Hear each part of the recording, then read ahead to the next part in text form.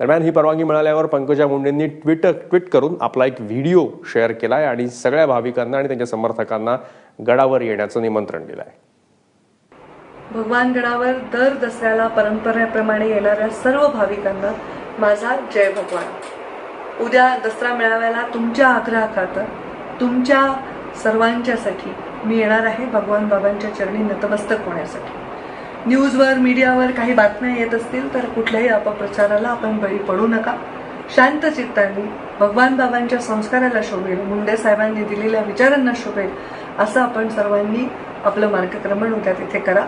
मी एक भारताची सुजाण नागरिक आहे, मंत्री मी नंतर आहे, आधी एक भारताची नागरिक म्हणून मी कुठल्याही नियमांचं उल्लंघन करणार नाही, करण्याची माझी मानसिकताही नाही. मी आपल्या सर्वांसाठी दसरा मेळाव्याला येणार आहे.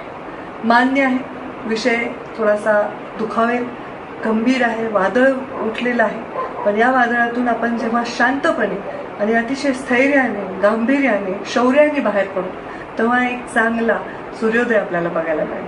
त्यामुळे आपण त्या सूर्योदयासाठी, आपल्यासाठी, तुमच्यासाठी, माझ्यासाठी अतिशय शांततेचा मार्ग स्वीकारून भगवान गडावर या.